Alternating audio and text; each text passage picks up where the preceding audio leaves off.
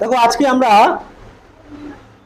Interrogative সেন্টেন্সের voice change গুলো করব, যেখানে ডাব্লিউএইচ ওয়ার্ড হু দিয়ে স্টার্ট হয়ে গেছে অলরেডি। তো আমরা শিখেছিলাম শুধুমাত্র ডাব্লিউএইচ হু, এই ডাব্লিউএইচ ওয়ার্ডটা বাদ দিয়ে বাকিগুলো সব সেম বসবে, কিন্তু ডাব্লিউএইচ ও হু এর পরিবর্তে বাই হুম বসবে। কেমন? তার প্রথমে আমি কি করব, বাই হুম, তারপর দেখো ডাজ যেহেতু আছে আমি যার বসবে, তাহলে ইচ দা জব ডান। ওকে, তাহলে কি হলো, by whom is the job done. দ্বিতীয়টা দেখো একই রকম সিমিলার, হু থাকলে বাই হুম করব, বাই হুম, বা যেহেতু বাই হুম হয়ে গেছে ডিড ছিল সেহেতু আমি এখানে ওয়াজ করব, তারপরে দা সাম, তারপর হবে ডান। একই রকম same process, who will paint the picture, তো এই ক্ষেত্রেও সেই তাই, বাই হুম করব এখানে অবশ্যই। তারপর দেখো দা পিকচারটা লিখবো, কিন্তু তার আগে উইল লিখবো, উইল দা পিকচার,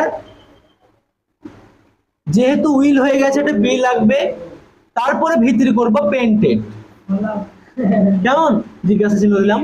তারপর দেখো who is building this house, এটা দেখো বাই হুম অবশ্যই করব, বাই হুম। কেমন? বাই হুম লিখলাম, বাই হুম লিখার পরে বাই হুম লিখলাম, who is building this house, তাহলে বাই হুম লিখলাম, বাই হুম ইজ দিস হাউসটা এখানে চলে আসবে, তারপর একটা বিইং লিখবো, যেহেতু এখানে বিল্ডিং আছে, by whom is this house being built, B U I L T হয় এর ভিতরে। কেমন? বিইউআইএলডি এর পরিবর্তে বিইউআইএলটি হয়।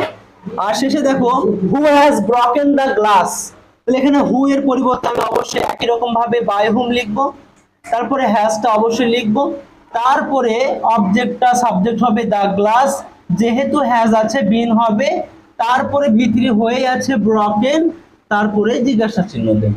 তাহলে কি হলো, who does the job, by whom is the job done, who did the sum, by whom was the sum done, who will paint the picture, by whom will the picture be painted, who is building this house, by whom is this house being built, who has broken the glass, by whom has the glass been broken। কেমন? তো আমরা সহজেই করতে পারলাম WH word দিয়ে কিভাবে voice change গুলো করতে হয়।